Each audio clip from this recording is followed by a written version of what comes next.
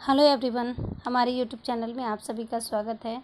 आज दक्षिण भारत के प्रमुख राजवंश में पढ़ेंगे चोल वंश, जिसका जो कार्यकाल है वो 850 से 1279 है। ठीक है, और ये जानते हैं कि चोल साम्राज्य जो है और चोल शासक हैं बहुत ही फेमस हुए हैं, दक्षिण भारत के प्रमुख शासकों में गिने जाते हैं और साथ ही साथ जो दक्षिण पूर्व एशिया देशों से भी काफ़ी अच्छे संबंध रखते थे। तो ठीक है, इनके बारे में पढ़ेंगे। ठीक है, सबसे पहले देखेंगे कि चोल जो साम्राज्य था उनमें सबसे प्रमुख शासक कौन कौन थे। तो देखते हैं, सबसे पहला जो शासक हैं वो हैं विजयालय। चोल साम्राज्य की स्थापना जो किया थे वो विजयालय किए थे 850 से। इनका जो कार्यकाल था 850 से 887, और ये प्रथम शासक थे। तो क्वेश्चन ये आएगा कि चोल साम्राज्य के संस्थापक कौन थे, तो विजयालय थे। ठीक है, दूसरा है आदित्य प्रथम। आदित्य प्रथम जो है सेकंड जो शासक थे, आदित्य प्रथम। थर्ड जो है परांतक प्रथम है। फोर्थ है परांतक द्वितीय। राजराज प्रथम, राजेंद्र प्रथम, ये इनके पुत्र थे। राजाधिराज प्रथम, राजेंद्र द्वितीय। नेक्स्ट देखते हैं वीर राजेंद्र कुलोत्तुंग प्रथम, विक्रम चोल कुलोत्तुंग द्वितीय, राजराज प्रथम, राजाधिराज द्वितीय, कुलोत्तुंग तृतीय, और जो लास्ट शासक थे वो कौन थे, राजेंद्र तृतीय।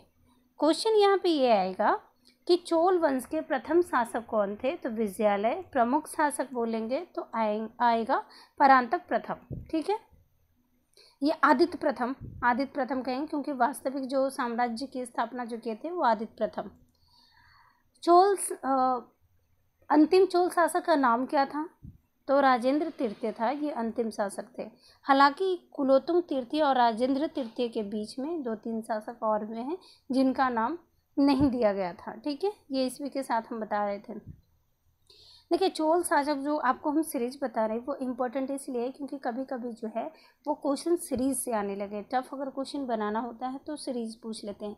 जैसे क्वेश्चन ये है कि राजराज प्रथम, उसके बाद दे दिया राजाधिराज प्रथम, उसके बाद कुलोत्तुंग द्वितीय, फिर कुलोत्तुंग तृतीय। तो ये सीरीज बैठाना होगा जो आपको पता होगा तो। ठीक है, तो आप इसे याद रखिएगा। सबसे पहले किसी भी साम्राज्य का प्रथम शासक और अंतिम शासक जरूर याद कीजिएगा। अब यहाँ पे है चोल साम्राज्य। चोल साम्राज्य कहाँ कहाँ था, तो यहाँ पे देखते हैं कि चोल साम्राज्य का जो शासन था, साम्राज्य स्थापित था, वो यहाँ था। ठीक है, ये वाला क्षेत्र था, है ना, इतना जो देख रहे हैं ये चोल साम्राज्य था। ठीक है, और ये अनुराधापुर, ये सब जो क्षेत्र था राजराज के द्वारा उत्तरी क्षेत्र, और राजेंद्र उनके पुत्र जो थे राजेंद्र प्रथम के द्वारा इन सभी क्षेत्रों पर अधिकार कर लिया गया था। ठीक है, यह चोल साम्राज्य था। सतपुत्र, केरल पुत्र, इन सब जो नाम है ना, इन सब नामों का जो उल्लेख किया गया है वह शिव के अभिलेख में किया गया है, ये आप जानते होंगे। ठीक है, और चोलों का जो साम्राज्य था वो बंगाल की खाड़ी क्षेत्र और फिर ये दक्षिण पूर्व एशियाई क्षेत्रों तक भी चला गया था। तो आप इसे याद रखिएगा। 9वीं शताब्दी में चोल वंश पल्लवों के ध्वंसावशेषों पर स्थापित हुआ और इस वंश के संस्थापक विजयालय थे। इसकी राजधानी तंजौर थी। तंजौर कहाँ है, यहाँ है। तंजौर जो था ये राजधानी, चोलों की राजधानी थी। चोलों की राजधानी कहाँ थी, तंजौर थी, है ना। ये तंजौर यहाँ पे क्षेत्र पड़ता है, यहाँ पे चोलों की राजधानी थी तंजौर, आप इसे ध्यान रखिएगा। विजयालय ने नरकेसरी की उपाधि धारण की और निशंभु शूदिनी देवी का मंदिर बनवाया था। ठीक है, तो आप इसे ध्यान रखिएगा, विजयालय के द्वारा। और चोलेश्वर मंदिर का भी निर्माण विजयालय के द्वारा कराया गया था, तो इसे भी याद रखिएगा। चोलों का स्वतंत्र राज आदित्य प्रथम ने स्थापित किया। पल्लवों पर विजय पाने के उपरांत आदित्य प्रथम ने कोदंड राम की उपाधि धारण की। तो क्वेश्चन ये आएगा कि कोदंड राम की उपाधि किसने धारण की, तो आदित्य प्रथम ने धारण की। तकोल्लम के युद्ध में, ये आपको हम पढ़ा दिए हैं पिछले लेक्चर में, तकोल्लम के युद्ध में राष्ट्रकूट नरेश कृष्ण तृतीय ने परांतक को पराजित किया। ठीक है, इसे आप ध्यान रखिएगा। अब प्रथम प्रमुख जो शासक है, सबसे प्रसिद्ध शासक राजराज प्रथम हुए। राजराज प्रथम ने श्रीलंका पर आक्रमण किया और वहां के राजा महिम पांचवें को भगाकर श्रीलंका के दक्षिण जिला रोहन में शरण लेनी पड़ी। यानी जो राजराज जो प्रथम शासक थे, इन्होंने श्रीलंका पे आक्रमण किया और श्रीलंका के उत्तरी क्षेत्र पर अपना साम्राज्य भी स्थापित कर लिया था। उस क्षेत्र को अपने साम्राज्य में मिलाया भी। राजा प्रथम ने श्रीलंका के विजित प्रदेशों को चोल साम्राज्य का एक नया प्रांत मुमडी चोल मंडलम बनाया और पेलनरुवा को इसकी राजधानी बनाया। मतलब कि एक नया प्रांत भी बनाया और राजधानी भी बना दिया उस प्रांत को। राजराज प्रथम शैव धर्म का अनुयायी था और इसने तंजौर के राजराजेश्वर मंदिर का निर्माण कराया, जो शिव मंदिर था। राजराजेश्वर मंदिर को क्या कहते हैं? बृहदेश्वर मंदिर कहते हैं। और ये यहाँ पे मैप देख रहे हैं, राजराजेश्वर मंदिर है ये। और ये पूर्णतः जो है वो द्रविड़ शैली में बनाया गया है। दक्षिण भारत के प्रमुख जो मंदिर हैं वो मुख्यतः द्रविड़ शैली के हैं। चोलों के द्वारा जो मंदिर जो स्थापित किया गया था वो द्रविड़ शैली की पराकाष्ठा थी। बहुत ही ऊंचे ऊंचे गोपुरम बनाए गए थे, तो आप इसे ध्यान रखिएगा। राजेंद्र प्रथम जो राजराज प्रथम के पुत्र थे, चोल साम्राज्य का सर्वाधिक विस्तार राजेंद्र प्रथम के शासनकाल में हुआ। बंगाल के पाल शासक महिपाल को पराजित करने के बाद राजेंद्र प्रथम ने गंगईकोंड चोल की उपाधि धारण की और नवीन राजधानी गंगईकोंड चोलपुरम के निकट चोल गंगम नामक विशाल तालाब का निर्माण कराया। ठीक है, ये राजेंद्र प्रथम के बारे में इतनी सारी जानकारी दे रही हूँ। यहाँ पे एक चीज़ क्या है कि इनके समय में क्या था कि चोलों का झील कहा जाता था। बंगाल के झील को चोलों का झील कहा जाता था। ठीक है, और राजेंद्र प्रथम जो है, राजेंद्र प्रथम को स्मिथ जो एक इतिहासकार है, उन्होंने दक्षिण भारत का नेपोलियन जो है वो राजेंद्र प्रथम को कहा है, तो आप इसे याद रखिएगा। राजेंद्र सेकंड ने प्रकेशरी की एवं वीर राजेंद्र ने राजकेसरी की उपाधि धारण की। चोल वंश का अंतिम राजा राजेंद्र तृतीय था। यह क्वेश्चन है, याद कर लीजिएगा। चोलों एवं पश्चिमी चालुक्य के बीच शांति स्थापित करने में गोवा के कदम शासक जयकेश प्रथम ने मध्यस्थता की भूमिका निभाई थी। विक्रम चोल अभाव एवं अकाल से ग्रस्त जनता से राजस्व वसूल कर चिदम्बरम मंदिर का विस्तार करवाया था। कुलोत्तुंग द्वितीय ने चिदम्बरम मंदिर में स्थित गोविंदराज मूर्ति को समुद्र में फेंकवा दिया था। यह क्वेश्चन आ चुका है कि कुलोत्तुंग किस चोल शासक ने चिदम्बरम मंदिर में स्थित गोविंदराज यानी विष्णु की मूर्ति को समुद्र में फेंकवा दिया था? तो कुलोत्तुंग द्वितीय ने।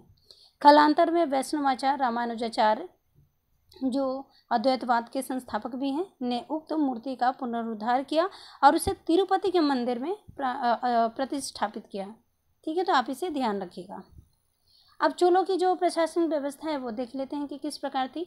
सबसे पहले क्या है ना कि चोल में जो थे, चोल साम्राज्य जो था वो अधिकारी थे वहाँ पे। ठीक है, दो प्रकार के अधिकारी होते थे। पहला जो अधिकारी होते थे वो उच्च अधिकारी होते थे, दूसरे अधिकारी निम्न होते थे। और ये जो उच्च अधिकारी होते थे उन्हें पेरुंदनम कहते थे, यानी परम। इसे याद कीजिएगा, परम मतलब प्रमुख, पेरुंदनम। और निम्न जो अधिकारी होते थे उन्हें शैरुंदनम कहा जाता था। आप इसे याद रखिएगा। साम्राज्य का विभाजन जो होता था, साम्राज्य का विभाजन जैसे राज्य में है पूरा साम्राज्य है, राज्य है। मंडलम को प्रांत कहा जाता था, मंडलम है। वलनाडु जिसको कोट्टम कहा जाता था, जी जो कमिश्नर हो गया, वर्तमान में कमिश्नरी हो गई वलनाडु, जिसे कोट्टम कहा जाता था। नाडु यानी जिला। कुर्रम मतलब गांव का समूह होता था, बहुत सारे गांव का समूह को कुर्रम कहा जाता था। और लास्ट में ग्राम होता था। आप ये सीरीज याद कर लीजिएगा। कभी कभी क्या होता है क्वेश्चन में सीरीज बैठाने के लिए आता है। ओके, तो आप इसे याद रखिएगा। अब नगरीय व्यवस्था क्या थी? चोलों की नगरीय व्यवस्था, नगर तो होंगे ही। नाडु की स्थानीय सभा को नाटूर एवं नगर की स्थानीय सभा को नागरताल कहा जाता था। वेल्लार जाति के धनी किसानों को केंद्रीय सरकार, ये क्वेश्चन आ चुका है कि वेल्लार कौन थे? ये क्या थे? धनी किसान थे, है ना। ये क्वेश्चन आ चुका है कि वेल्लार किसे कहा जाता था? वेल्लार कौन थे? तो धनी किसान। वेल्लार जाति के धनी किसानों को केंद्रीय सरकार की देखरेख में नाडु के कामकाज में अच्छा खासा नियंत्रण हासिल था और उसमें से कई धनी भूस्वामियों को चोल राजाओं के सम्मान में सम्मान के रूप में 3 राजाओं को अपनी सेवा प्रदान करने वाले वेलन या किसान, अय्यार यानी प्रधान जैसी उपाधि दी जाती थी। ठीक है, और ये क्या होता थे, ये एक राजकीय पद होते थे। ठीक है, जो दिया जाता था भूस्वामियों को, वेलार किसान को। अब ये जानते होंगे कि चोलों की जो स्थानीय व्यवस्था थी बहुत ही उन्नत थी, और ये चोल जो है वो विशेषकर स्थानीय व्यवस्था के बारे स्थानीय व्यवस्था को संचालित करने में प्रसिद्ध है। इतिहास में स्थानीय व्यवस्था चोल प्रशासन की एक मुख्य विशेषता थी इनकी। और उर सर्वसाधारण लोगों की समिति होती थी। जैसे देखिए स्थानीय व्यवस्था जो थी ना, वो उर में सभा और महासभा में, नगर में ये विभाजित होता था। ठीक है, तो उर सर्वसाधारण लोगों की समिति होती थी जिसका कार्य होता था सर्वसाधारण कल्याण के लिए तालाबों, बाग बगीचों का निर्माण करना। ठीक है, और उसके लिए गांवों की भूमि का अधिग्रहण करना होता था, और ये काम होता था उर का। तो क्वेश्चन ये आता है कि उर जो था वो क्या था, तो ये सर्वसाधारण सभी लोगों की समिति होती थी। ब्राह्मणों को दी गई कर्मक्त भूमि को चतुर्वेदी मंगलम कहा जाता था, और दान दी गई भूमि को ब्रह्मदेव कहा जाता था। ये अलग सा है। चोल सेना का सबसे संगठित अंग जो था वो पदाति सेना था। ठीक है, पैदल चलने वाले सेना होते थे चोलों का। दूसरा जो अंग हम देखते हैं वो उर के बाद क्या आता है, सभा और महासभा। यह मूलतः अग्रहारों और ब्राह्मणों बस्तियों की सभा होती थी जिसके सदस्यों को पेरू मक्कल कहा जाता था। ठीक है, और यह सभा वारियम नाम की समितियों के द्वारा अपने कार्यों को संचालित करती थी। मतलब कि जिन्हें स्थानीय व्यवस्था को संचालित करने का जो काम होता था वो जो संचालित करते थे वो कौन करते थे, तो वरियम करते थे। वरियम को समिति भी कहा जाता था। सभा की बैठक गांव के मंदिरों, जैसे कि कार्य जो होता था, जैसे कि गांव के कार्य को किस प्रकार संचालित किया जाना चाहिए, तो उसके लिए एक प्रॉपर बैठक होती थी। या तो मंदिरों के पास होती थी, या वृक्ष के नीचे होती थी, तालाब के किनारे होती थी। ठीक है, व्यापारियों की सभा को नगरीय कहा जाता था। ठीक है, चोल काल में भूमिकर उपज का 1/3 भाग लिया जाता था। ठीक है, गांव में कार्य समिति की सदस्यता के लिए जो वेतनभोगी कर्मचारी रखे जाते थे उन्हें मध्यस्थ कहा जाता था। तो आप इसे ध्यान रखिएगा।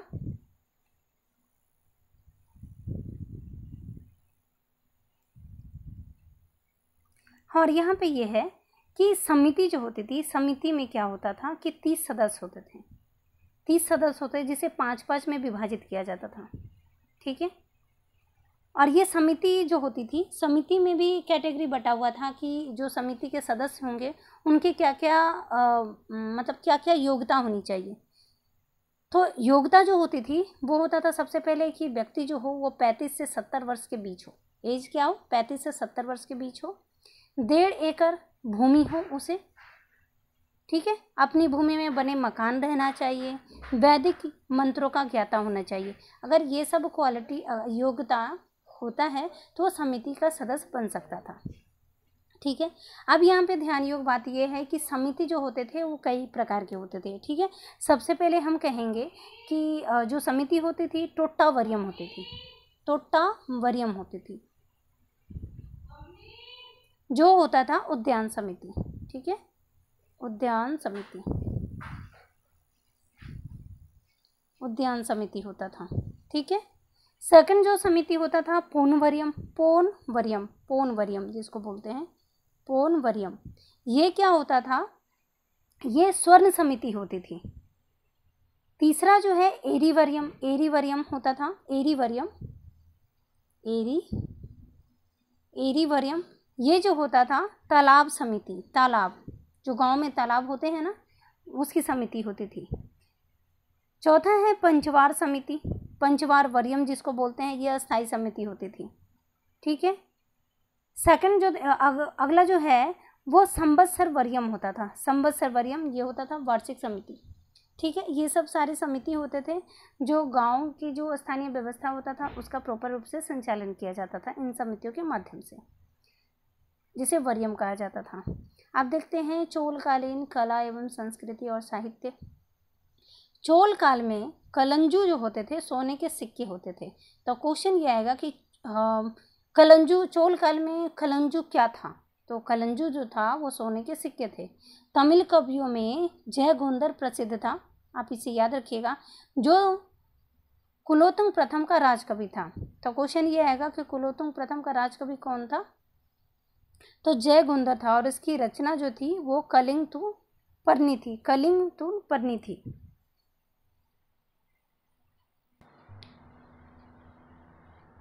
कन्नड़ साहित्य के त्रिरत्न माने जाते हैं कौन कौन, तो ये पन्न है, पंप है, ये क्या है, पंप है, रन है और पोन है।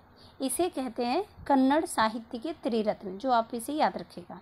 पर्सी ब्राउन ने तंजौर के बृहदेश्वर मंदिर के विमान को भारतीय सार या निचोड़ कहा है। ठीक है, तो आप इसे ध्यान रखिएगा।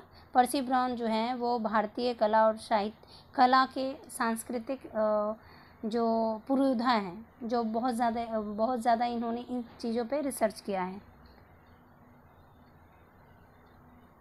तमिल साहित्य के त्रिरत्न किसे कहते हैं, तो पुगलेंदी है ना, कंबन है और ओट्टाकुट्टन है। आप इसे याद रखिएगा। कला एवं साहित्य, चोलकालीन नटराज प्रतिमा को चोल का सांस्कृतिक सार या निचोड़ कहा जाता है। चोल कांस्य प्रतिमाएं संसार की सबसे उत्कृष्ट कांस्य प्रतिमाओं में गिनी जाती है। शैव संत ईशान शिव पंडित राजेंद्र प्रथम के गुरु थे। अब इसे याद रखिएगा कि ईशान शिव जो हैं वो शैव संत थे। चोल काल 10वीं शताब्दी का सबसे महत्वपूर्ण बंदरगाह कावेरीपत्तनम था। कावेरीपत्तनम जो था वो चोल काल का महत्वपूर्ण बंदरगाह था। बहुत बड़ा गांव जो एक इकाई के रूप में शासित किया जाता उसे तनियर कहा जाता था। तो आप इसे याद करिएगा कि तनियर किसे कहा जाता था। ये चोल काल में क्या है ना कि बहुत सारे वर्ड ऐसे थे, साउथ के बहुत ऐसे वर्ड होते थे जो क्वेश्चन में आते हैं, जो हमें पता नहीं होता था। अब ये क्वेश्चन यहाँ पे है ना कि ये क्वेश्चन आएगा कि तनियर किसे कहा जाता है ना। उत्तर मेरु शिलालेख जो सभा संस्था का विस्तृत वर्णन उपस्थित करता है, परांतक प्रथम के शासनकाल से संबंधित है। मतलब ये है कि उत्तर मेरु शिलालेख में क्या है कि स्थानीय व्यवस्था का उल्लेख किया गया है, और ये जो उत्तर मेरु अभिलेख है वो परांतक प्रथम शासक से जुड़ा हुआ है। चोलों की राजधानी कालक्रम में ये आगे बढ़ता ही गया है। जैसे प्राथमिक जो राजधानी थी, प्रथम राजधानी थी उरैयूर थी, उसके बाद तंजौर हुए, गंगैकोंड हुआ, चोलपुरम हुआ और लास्ट कांची हुआ है। ठीक है, चोल काल में विशाल व्यापारी समूह होते थे। जैसे देखिए चोल काल में क्या होता था ना कि चोलों की जो सांस्कृतिक, राजनीतिक, आर्थिक व्यवस्थाएं भी संचालित की जाती थी, और जो आर्थिक व्यवस्था जो संचालित की जाती थी वो दो वर्गों में बटा हुआ था। एक है आंतरिक व्यापार और दूसरा है बाह्य व्यापार। तो यहाँ जो थे ये व्यापारी वर्ग बहुत ज़्यादा ही थे। व्यापारियों का समूह जो था वो साउथ में बहुत ज़्यादा था, और चोलों में भी व्यापार व्यवस्था काफ़ी संचालित होती थी। व्यवसायियों की जो सभा का नाम होता था वो श्रेणी कहे जाते थे। आप इसे ध्यान रखिएगा, श्रेणी कहा जाता था।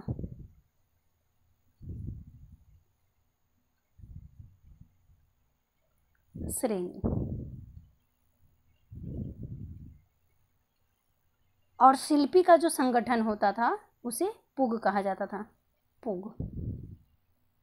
तो ये व्यापारियों के सभा का नाम था श्रेणी। अब पुग जो होता था वो शिल्पियों का संगठन होता था। आप इसे ध्यान रखिएगा। और जो था वो चोल काल में जो था वो नारियल का उद्योग काफ़ी ज़्यादा होता था। तो आप इसे भी याद रखिएगा। व्यापारी समूह में कौन कौन थे, तो वलिंजियार थे, नाना देसी थे और मणिग्रामम थे। ये क्या थे कि ये विदेशी व्यापार में अपना कार्य संचालन करते थे। तो आप इसे याद रखिएगा। अब ये क्वेश्चन है, क्वेश्चन थोड़ा प्रैक्टिस कर लेते हैं। निम्न में से किस शासक को सुंदर चोल कहा जाता है? ठीक है, बताएं इसका आंसर क्या होगा। ऑप्शन सी इसका राइट आंसर होगा। ठीक है, ऑप्शन सी ये हो जाएगा। सेकंड क्वेश्चन देखते हैं।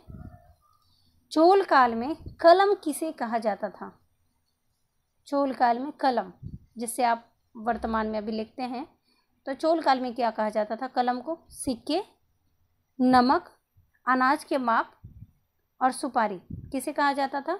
Option C is the right answer होगा इसका। ऑप्शन सी अनाज के माप को कहा जाता था। ठीक है,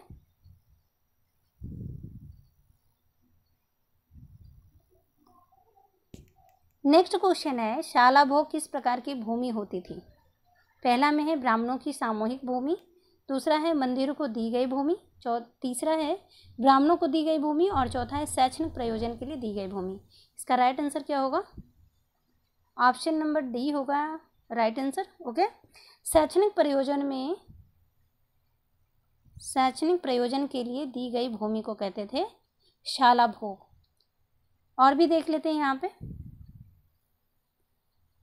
कि वेलन वगाई जो होता था वो गैर ब्राह्मण किसान स्वामी की भूमि होती थी, उसे कहते थे वेलन वगाई। ब्रह्मदेव भूमि किसे कहते थे? तो ब्राह्मणों को उपहार में दी गई भूमि को ब्रह्मदेव भूमि कहते थे। देवदान, मंदिरों को उपहार में दी गई भूमि को देवदान कहते थे। और पल्ली चंदम, जैन संस्थानों को दान में दी गई भूमि को पल्ली चंदम कहा जाता था। आप इसे याद रखिएगा, पल्ली चंदम तो जरूर याद रखिएगा, ठीक है, यह क्वेश्चन आता है अक्सर। नेक्स्ट क्वेश्चन है, चोल राज किन दो नदियों के मध्य स्थित था? आप बताएं इसका राइट आंसर क्या होगा?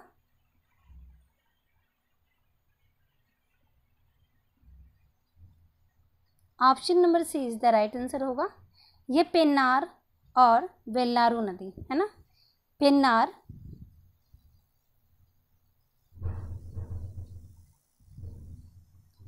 ये पेन्नार और वेल्लारू नदी के बीच ये चोल था, ठीक है, ये चोल साम्राज्य था। तो आप इसे याद रखिएगा, ऑप्शन नंबर सी हिरण्यवेल्लाक ये नहीं होगा, ऑप्शन सी होगा। ओके, नेक्स्ट क्वेश्चन देखते हैं, निम्न में से किस शासक को सर्वाधिक समय तक शासन करने वाला चोल शासक कहा जाता है? इसका राइट आंसर क्या होगा? बहुत ही अच्छा क्वेश्चन है, इसका राइट आंसर बताइए। Option number C is the right answer होगा, कुलोत्तुंग प्रथम को कहा जाता है, ठीक है। ये सर्वाधिक समय तक शासन करने वाले शासक थे कुलोत्तुंग प्रथम, और ये मिश्रित शासक थे, ठीक है, आप इसे याद भी रखिएगा। ये मिश्रित शासक थे, यानी कि चोल और चालुक्य, जो चालुक्य वेंगी जो पढ़ाए थे, तो चोल और चालुक्य वेंगी के मिले जुले रूप थे, ठीक है। किस शासक को स्मिथ ने दक्षिण भारत का नेपोलियन कहा था? तब बताएं किसे कहा जाता है दक्षिण भारत का Napoleon? Option number D, Rajendra प्रथम को, जो राजराज के पुत्र हैं, इन्हीं कहा जाता।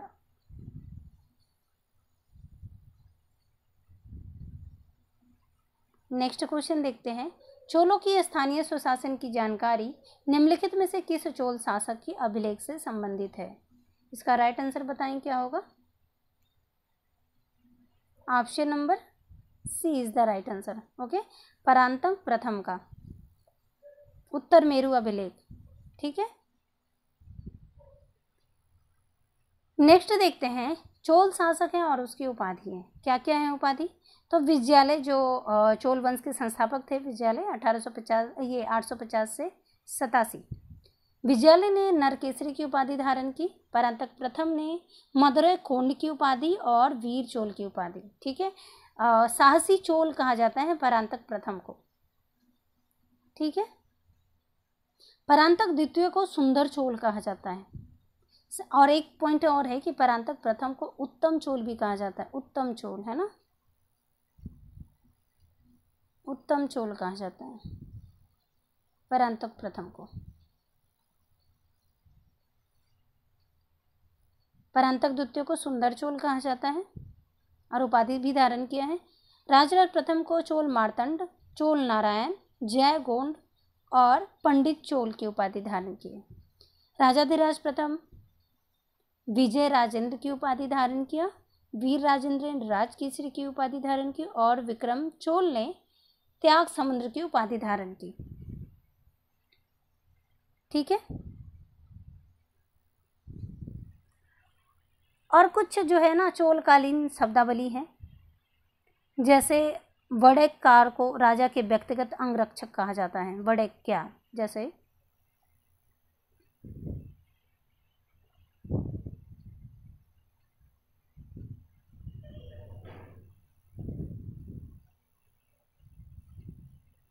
वडेक्कार। वडेक्कार को चोल काल में क्या कहा जाता था? तो राजा के ये अंगरक्षक होते थे। कलम, तो कलम आपको हम बता दिए कि अन्न के तौल की इकाई थी। कांसू सोने और तांबे के सिक्के होते थे। ठीक है। आयाम, आयाम, आयाम जो होता था ये क्या होता था? राजस्व होता था, राजस्व, राजस्व होता था, रेवेन्यू होता था। ओके। नेक्स्ट देखते हैं कि वेलाल, वेलाल तो आपको बता दिए कि बड़े भूस्वामी या कृषक वर्ग होते थे। शाला भोग शैक्षणिक प्रयोजन के लिए दी जाने वाली भूमि होती थी। ठीक है। वेली, वेली जो होती थी, वेली,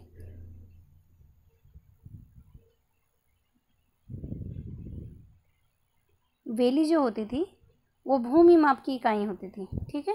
भूमि माप की इकाई होती थी वेली, तो आप इसे ध्यान रखिएगा।